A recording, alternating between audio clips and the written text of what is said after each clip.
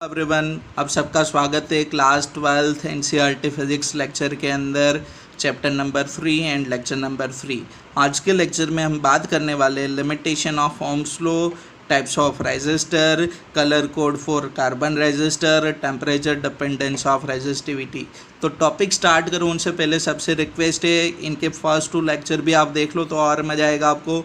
और जो भी लेक्चर देखो आप पूरा लेक्चर अटेंड करो और आगे का फंडा क्लियर रखो तो 110% आपको सब समझ में आ जाएगा। यहाँ पे थोड़ा मैं क्विक जाऊँगा क्योंकि ये ऑलरेडी आपके लाइव लेक्चर के अंदर मैंने सबको करवाया, ठीक है, जूम पे क्लियर। तो थोड़ा मैं फास्ट जाऊँगा, इसीलिए डायरेक्ट नोट्स को मैं प्रेफर कर रहा हूँ। और वीडियो को लाइक भी करना, अपने फ्रेंड के साथ शेयर भी करना। और दूसरी बात, जो भी देखो पूरा देखो वरना फिर मत देखो, ठीक है। और याद रखो कि ये जो लेक्चर है वो टोटल आपकी एनसीईआरटी बेस पे, ठीक है, एनसीईआरटी बेस पे और बेस्ड नोट्स के अंदर से मैं आपको रेफ़र करवा रहा हूँ, ठीक है। तो आपको कोई एनसीईआरटी के बुक की कोई ज़रूरत यहाँ पे रहेगी नहीं। तो अच्छे से आप अपनी खुद की नोट्स भी बनाना, क्योंकि फाइनल एग्ज़ाम के लिए वो बेस्ट मेथड होगी आपकी लर्निंग मेथड। सेल्फ रिटन आपकी जो बुक होगी वही आपकी बेस्ट फ्रेंड बनेगी, ठीक है। चलो तो आगे स्टार्ट करते हैं। Limitation of Ohm's law.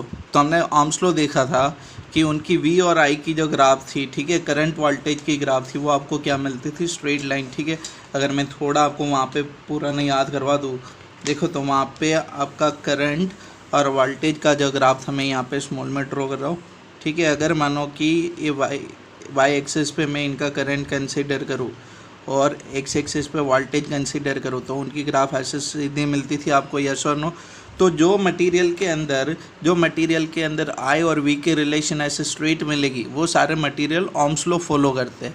तो उनको हम क्या बोलते हैं, ओमिक मटेरियल। उनको हम क्या बोलेंगे, ओमिक मटेरियल। मटेरियल प्लस आपकी जो भी इलेक्ट्रॉनिक डिवाइस है उनके लिए अगर एक कैरेक्टरिस्टिक है तो उनको बोलते हैं ओमिक मटेरियल।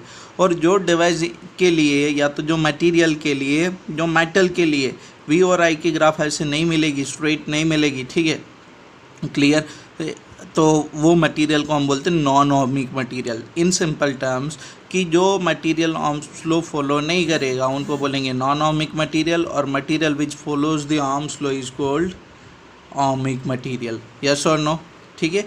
तो यहाँ पे लिमिटेशन ऑफ ओम्स लॉ के अंदर वही सारे नॉन ओमिक मटेरियल के लिए हमें स्टडी करना है। और फिर से मैं आपको बता दूँ कि ये जो टॉपिक है ना और आपको अच्छे से क्लियर होगा after finishing 14th unit semiconductor, क्योंकि उनके अंदर ये सारी ग्राफ आपको फिर से स्टडी करनी है, ठीक है। तो देखो, all the metal, some of the insulator and some of the electrical device obeys the Ohm's law. Such device are called ohmic device and material are called ohmic material. लेकिन जो नहीं करते उनको नॉन ओमिक बोलते। The material which does not obey the Ohm's law are called non ohmic materials, like vacuum tube, semiconductor, diode, transistor, liquid electrolyte. तो ये सारी कौन सी आपकी नॉन ओमिक मटेरियल। तो देखो फर्स्ट लिमिटेशन के अंदर यहाँ पे कि V and I relation are non linear for semiconductor device. ये देखो ये लीनियर रिलेशन है, ये आपकी कौन सी है, लीनियर रिलेशन है। लेकिन सेमीकंडक्टर के अंदर देखो यहाँ पे इनिशियल जो स्टेज है ना, तो वोल्टेज इंक्रीज करोगे ना फिर भी वहाँ पे आपको करंट नहीं मिलती या तो एकदम कम मिलती है। फिर एक पर्टिकुलर वोल्टेज के बाद वो रिलेशन थोड़ी सी क्या बनती है, वहाँ पे लीनियर बनती है, ठीक है। तो ये जो आपकी सेमीकंडक्टर की ग्राफ है वो कौन सी ग्राफ है, यहाँ से लेके ये वाली नॉन लीनियर ग्राफ है, ठीक है, नॉन लीनियर ग्राफ है आपकी। तो ये आपका लिमिटेशन बनता है। फिर देखो second, the relation between V and I depends on the sign of voltage, कि आप उनको कैसे सोर्स कनेक्ट करते हो। If I is current for a certain voltage, देखो voltage V, then reversing the direction of V keeping its magnitude fixed does not produce the current of same magnitude as in I in opposite direction। देखो कि मानो कि एक बार ना ये कोई conductor में कंसीडर कर लूँ, ठीक है, ये कंडक्टर को ना ऐसे मैंने पोटेंशियल सप्लाई दिया, ये वाला, ठीक है, ए एंड ए और एक कौन सी and A B. Second time में इनका सोर्स वोल्टेज ना चेंज कर दो, रिवर्स करूँ, ठीक है, बदल दूँ। तो ये कंडक्टर वही है, कंडक्टर आपकी वही है, ए वाले एंड ए और एक कौन सी है बी। लेकिन अभी इनको ना उल्टा कनेक्ट करना है। देखो ऐसे यहाँ पे नेगेटिव और यहाँ पे कौन पॉजिटिव, ठीक है। तो करंट की जो वैल्यू सेम होनी चाहिए ना दोनों केस में, वो यहाँ पे नहीं होती, ठीक है, क्लियर। तो यहाँ पे बोला है ना V keeping its magnitude fixed, लेकिन उनको क्या करना है, रिवर्स करना है, उनकी डायरेक्शन बदलनी है। मतलब देखो करंट की डायरेक्शन पी यहाँ पे ए वाली बनेगी, यहाँ पे ए वाली, क्लियर। तो आपने क्या देखा है कि जब ए वाले कनेक्शन है, मानो कि ये प्लस प्लस कनेक्शन है, तो ए वाली ग्राफ मिलती है, तो रिवर्स में भी वैसे ही मिलना चाहिए ना आपको ऐसे। लेकिन आपने क्या देखा, रिवर्स में करंट इंक्रीज हुआ और फिर देखो एक कांस्टेंट बन गई, ठीक है, सॉरी वोल्टेज कांस्टेंट वोल्टेज पे करंट की मैग्नीट्यूड काफ़ी ज़्यादा बन गई, यस और नो। ये वाला रेप्लिका नहीं है इनका, देखो यहाँ पे ऐसे होना चाहिए था, ऐसे ऐसे होना चाहिए था, लेकिन नहीं है कि एक पर्टिकुलर वोल्टेज पे ये देखो कितना ज़्यादा करंट इंक्रीज होता है। और दूसरी बात कि यहाँ पे ना माइक्रो एम्पियर रेंज है और यहाँ पे कौन सी करंट की रेंज होगी, मिली एम्पियर में। तो आप जब सेमीकंडक्टर वाला यूनिट स्टडी करोगे ना, तो वहाँ पे हम स्टडी करेंगे, इनको बोलते हैं फॉरवर्ड कैरेक्टरिस्टिक, ये फॉरवर्ड बाइसिंग में होता है, और इनको क्या बोलते हैं, रिवर्स कैरेक्टरिस्टिक, ये रिवर्स बाइसिंग में मिलती है, ठीक है। मैंने बोला ना आपको कि 14th यूनिट आपका क्लियर होगा, फिर आपको अच्छे से ये समझ में आ जाएगा, क्लियर। तो मगअप करने की कोई ट्राई मत करो, ठीक है, क्योंकि वहाँ पे पूरी रिलेशन समझना है कि ये वोल्टेज को हम क्या बोलेंगे, ब्रेक डाउन वोल्ट, तो वो सब आगे जाके हमें स्टडी करना है वहाँ पे। फिर देखो थर्ड लिमिटेशन, तो relation between potential voltage and I is not unique, there is more than one value for V for the same current. देखो अगर मैं आपको ये वाला पोर्शन याद करवाऊँ, तो यहाँ पे देखो वोल्टेज की वैल्यू और करंट की वैल्यू ना करस्पॉन्ड में एक ही है, ठीक है, समझ में आ कि मतलब एक करंट की वैल्यू के लिए वोल्टेज भी एक है। लेकिन ए वाले ग्राफ में आप देखो कि ये आपकी कौन है, यहाँ पे करंट है, ये कौन है आपकी वाई एक्सिस पे करंट है, और एक्स एक्सिस पे कौन है, वोल्टेज। तो मानो कि एक करंट की वैल्यू ये फिक्स्ड करूँ मैं, तो देखो एक उनके करस्पॉन्ड में वोल्टेज यहाँ पे मिलेगा, और सेकंड देखो तो यहाँ पे मिलेगा। तो मतलब एक करंट की वैल्यू के लिए आपको दो वोल्टेज की वैल्यू मिलेगी, जो पॉसिबल नहीं है, ठीक है। There is a one more than one value of voltage for the same current, same current के लिए दो अलग अलग वोल्टेज की वैल्यू। तो ये देखो आपकी जो गैलियम आर्सेनाइड होती है, ठीक है, उनके लिए करंट और वोल्टेज का ग्राफ दिया है। तो इनिशियली लीनियर था, फिर कौन से बनेगी, नॉन लीनियर बनेगी, ठीक है, क्लियर। और फिर रेजिस्टेंस उनका क्या होता है वहाँ पे, कम, तो उनको नेगेटिव रेजिस्टेंस रीजन बोला है। समझ में आ कि नहीं इतना आपको। चलो फिर देखो ये रेजिस्टिविटी ऑफ वेरियस मटेरियल है ना, ये मैं आपके ऊपर छोड़ता हूँ, क्योंकि ये रेजिस्टिविटी के टॉपिक में हमने थोड़ा डिस्कस किया था, ठीक है। यहाँ पे हर एक मटेरियल की, कंडक्टर की, सेमीकंडक्टर की और इंसुलेटर है अलग अलग, उनकी रेजिस्टिविटी 0 डिग्री सेल्सियस पे यहाँ पे आपको इंडिकेट करके दी है, ठीक है। अब देखो ये वैल्यू कोई आपको याद नहीं रखनी, ठीक है। चलो फिर types of resistor, types of resistor में आपकी दो रेजिस्टर है, वायर वाउंड रेजिस्टर, और सेकेंड कौन है आपकी, कार्बन रेजिस्टर। दोनों को अभी मैं आपको दिखाता हूँ। देखो वायर वाउंड रेजिस्टर कैसे प्रिपेयर करते हैं, तो आपको एक इक्वेशन है ना, R is equal to rho L divide by A. तो एक तो मटेरियल की रेजिस्टिविटी चेक करेंगे, फिर उनकी लेंथ और एरिया, ठीक है। अगर मैं मानो कि एक वायर को ऐसे सर्कुलर शेप में वाइंड अप करूँ किसी बेस के ऊपर, तो जब मैं इनको ज़्यादा पोर्शन में ज़्यादा लेंथ में कवर अप करूँगा तो इनका रेजिस्टेंस क्या होगा, ज़्यादा, और जब कम लेंथ तक करूँ तो उनका रेजिस्टेंस क्या होगा, कम। तो आप जब भी लैब में जाओगे ना, तो आपने एक डिवाइस का नाम सुना होगा, रिओस्टेट। तो रिओस्टेट के अंदर क्या होगा, एक प्रॉपर बेस के ऊपर निक्रोम की या तो मैंगनीज कांस्टेंट की वायर को क्या करते हैं, वाइंड अप करते, ठीक है, क्लियर। तो ये जो वायर को आप वाइंड अप करोगे उनका कोई रेजिस्टेंस होता है, और जब आप स्लाइड करते हो ना उनकी कांटेक्ट पॉइंट को, ठीक है, तो उनकी लेंथ जो कांटेक्ट में आ रही है ना, वो क्या होगी, चेंज होगी, ठीक है। अभी मैं आपको वहाँ पे एक्सप्लेन करता हूँ। तो wire wound resistor are made by winding the wires of an alloy manganese constant nichrome on a proper base. Resistivity of such material does not change by appreciably with temperature. हाँ, कि ये जो भी सारा material होगा, ठीक है, उनकी रेजिस्टिविटी के अंदर विथ टेम्परेचर जल्दी से कोई चेंज होगा नहीं, इनको याद रखना है, ठीक है। चलो फिर नेक्स्ट सेकेंड आपकी रेजिस्टर है कार्बन रेजिस्टर। तो देखो कि carbon resistor are made from the carbon black clay and resin binder, ठीक है। रेजिन क्या करती है, बाइंड अप करके रखती है। कैसे प्रिपेयर करते कि ये जो आपकी मिक्सचर है carbon black, clay and resin, उनको एक सिलेंड्रिकल रोड के अंदर ना प्रेस करके ना उनको क्या करते हैं, हीट करेंगे, ठीक है। तो आर प्रेस्ड और उनको हीट करते हैं। तो अब देखो जैसे ही उनको हीटिंग करेंगे ना, तो इन सब की रेजिस्टिविटी है, वो रेजिस्टिविटी से वहाँ पे उनकी प्रपोर्शन पे देखो, ये याद रखना कि रेजिस्टेंस कैसे चेंज होगा, इन सब की प्रपोर्शन चेंज करने से, इन सब की प्रपोर्शन चेंज करने से वहाँ पे रेजिस्टेंस चेंज होता है, ठीक है, क्लियर। तो फिर जो सिलेंड्रिकल रोड होगा उनके ऊपर ना आप क्या करोगे, सिरामिक या तो प्लास्टिक की जैकेट लगा देते हो, और सारी इलेक्ट्रॉनिक डिवाइस के अंदर, मैं अभी भी आपको दिखाऊंगा ना, आपको क्लियर हो जाएगा। सारी इलेक्ट्रॉनिक डिवाइस के अंदर कौन सी यूज़ होती है, कार्बन रेजिस्टर। क्यों? क्योंकि अगर ज़्यादा हाई रेजिस्टेंस है और आप वायर माउंट रेजिस्टर से प्रिपेयर करने जाओगे तो वो साइज़ में काफ़ी बड़ा हो जाएगा। तो ये जो कार्बन रेजिस्टर है वो साइज़ में काफ़ी कॉम्पैक्ट होते हैं, प्लस इनकी रेंज ना काफ़ी ज़्यादा है। इनकी रेंज अप टू 10⁻6 ओम, मतलब देखो 1 मिलियन के रेंज में, यहाँ पे मैंने लिखा है कि कौन सी रेंज में, आपकी 1 मिलियन के रेंज में 10⁻6 ओम, इतना ज़्यादा वो रेजिस्टेंस वहाँ पे बना सकता है। क्लियर, यस और नो। फिर देखो ये चिपर भी है और कॉम्पैक्ट है, मतलब साइज़ उनकी क्या होती है, कम होती है, ठीक है। हर एक इलेक्ट्रॉनिक डिवाइस पे जहाँ पे रेजिस्टेंस की ज़रूरत होती है वहाँ पे कौन से रेजिस्टेंस यूज़ करते हैं, कार्बन रेजिस्टर। अभी एक टॉपिक है colour code of carbon resistor, मैं आपको एक्सप्लेन करूँगा, अच्छे से आपको वहाँ पे समझ में आ जाएगा। क्लियर, समझ में आ कि नहीं। चलो तो मैं इनकी दोनों दिखाता हूँ आपको, वायर बाउंड रेजिस्टर कैसे होती है और आपकी कार्बन रेजिस्टर कैसे होती है। समझ में आना यहाँ तक? चलो तो मैं आपको फ़ोटो से दिखाता हूँ।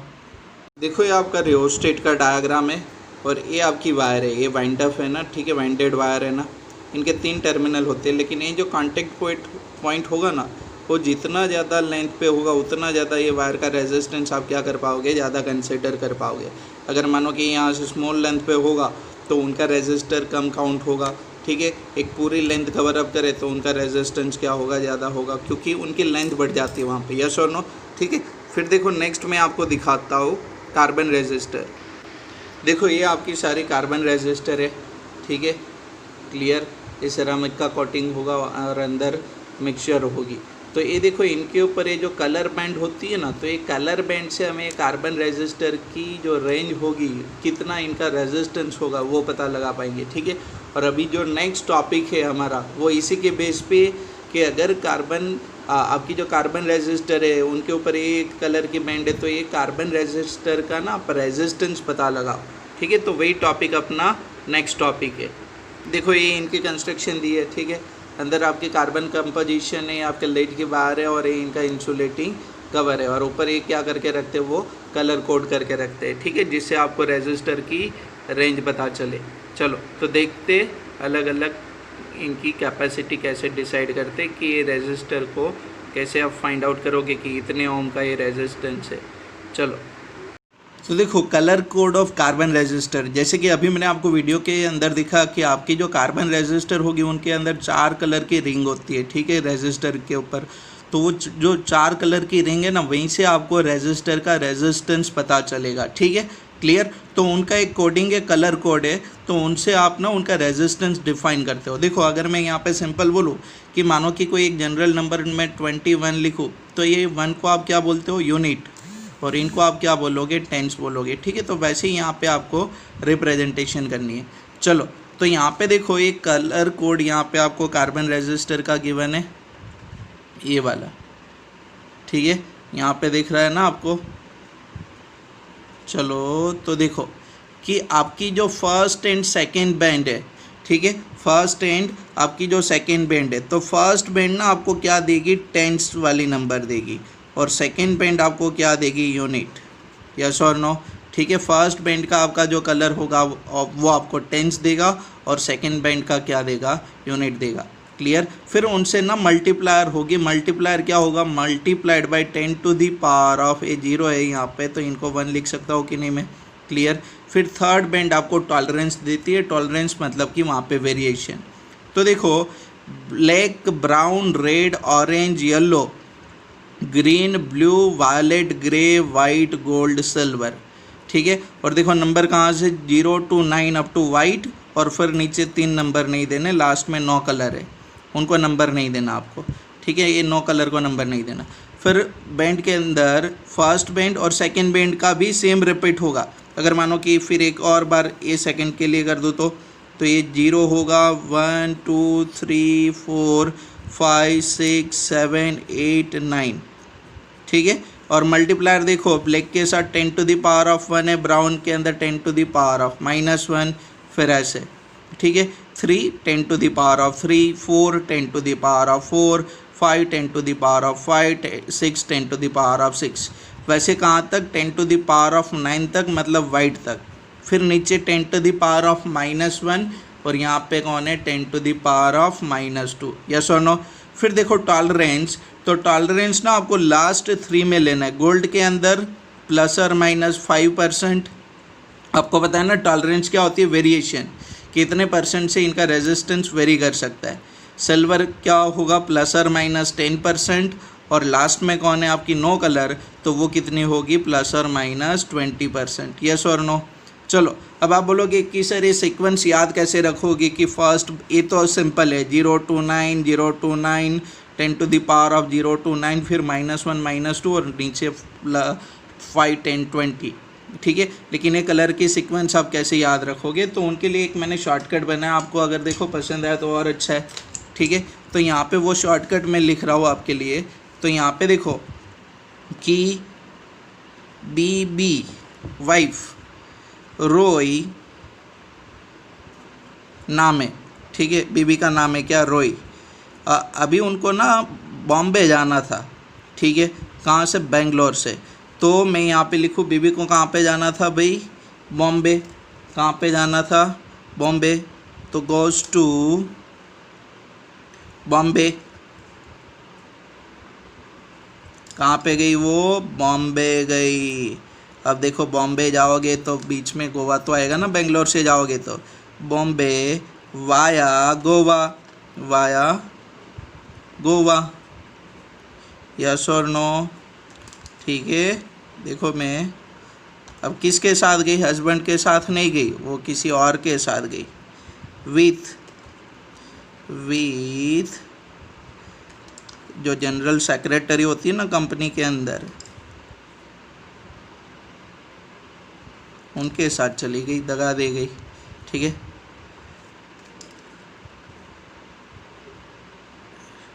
चलो तो ये देखो रेड कलर, जो रेड है ना फर्स्ट लेटर, वही देखो आप।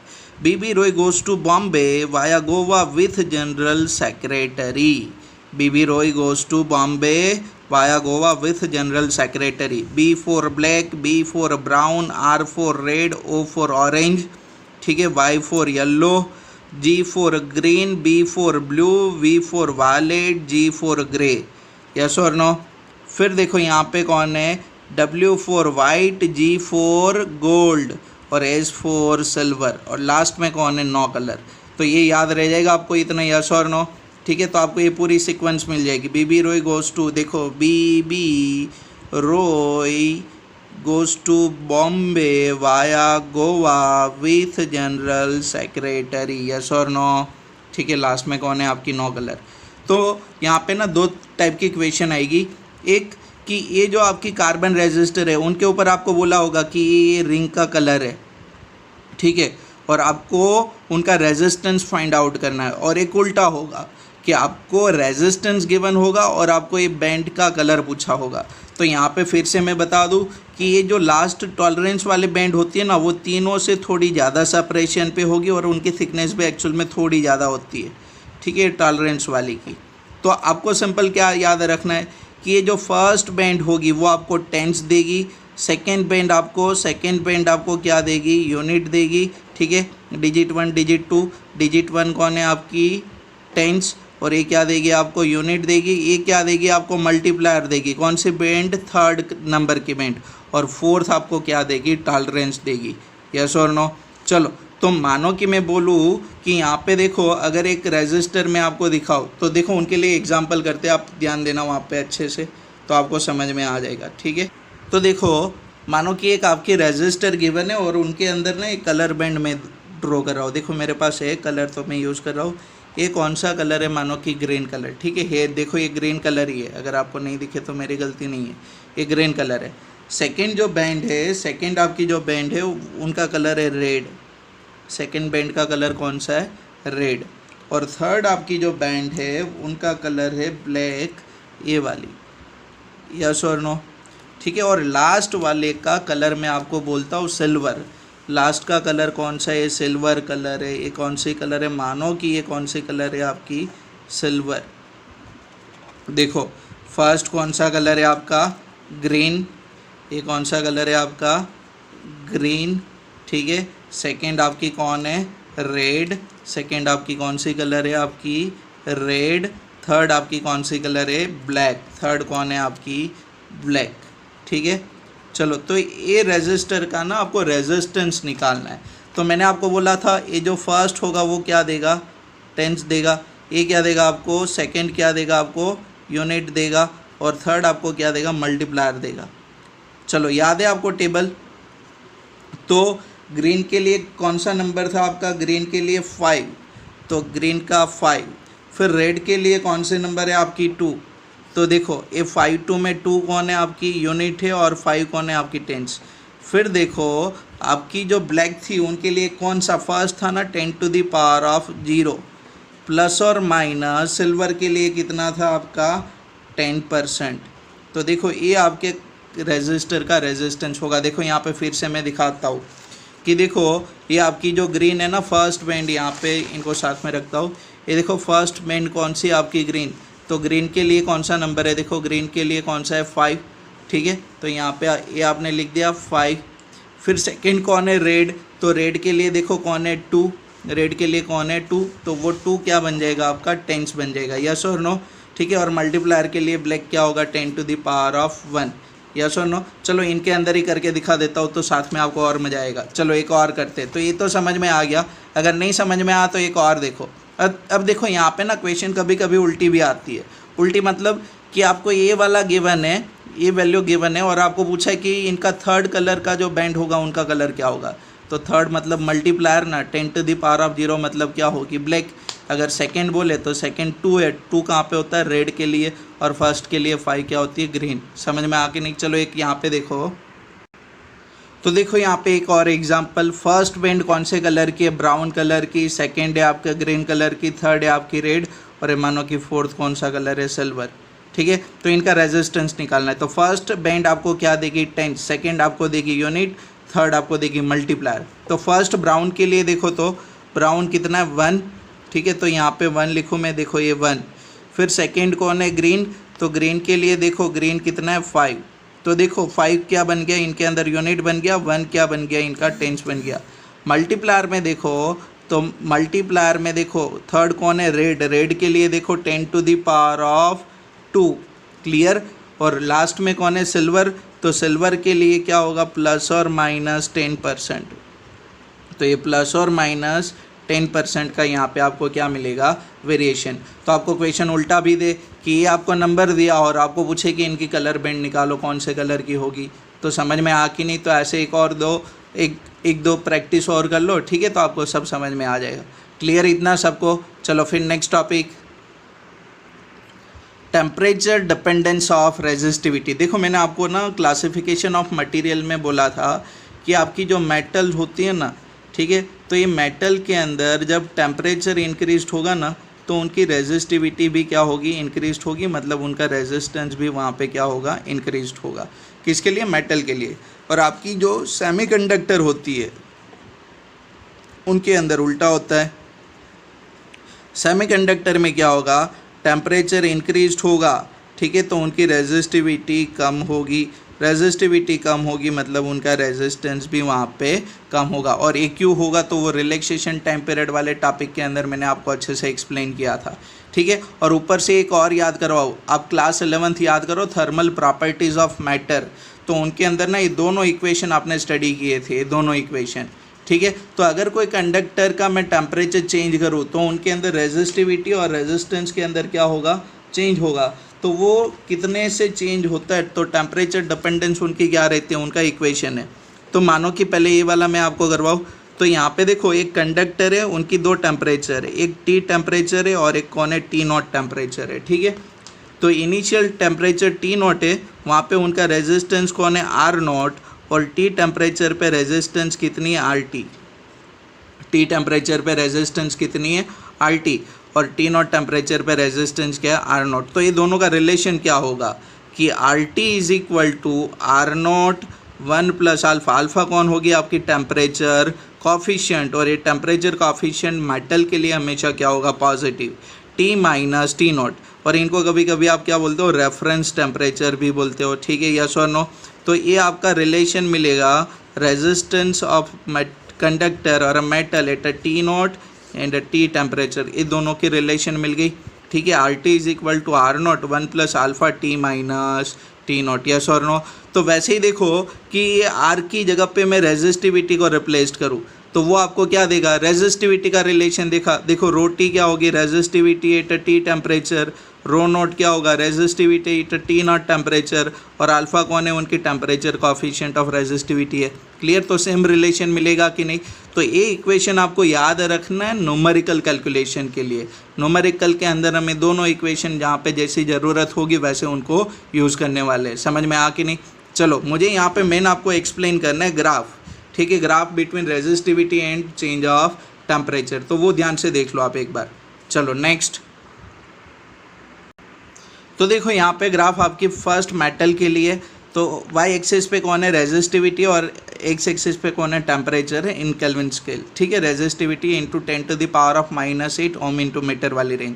तो देखो कि मेटल के लिए जो ये रेजिस्टिविटी और टेम्परेचर की ग्राफ है, ठीक है, तो इनिशियली कौन सी ग्राफ है, नॉन लीनियर है। इनिशियली आपकी ग्राफ कौन है, नॉन लीनियर है, लेकिन जब एक पर्टिकुलर टेम्परेचर के बाद ऑल टेम्परेचर इंक्रीज होगा तो ये फिर से क्या बनना स्टार्ट करती है, लीनियर बनना स्टार्ट करती है, और फिर एक टेम्परेचर के बाद फिर से वो क्या बन जाएगी, नॉन लीनियर बन जाएगी, ठीक है।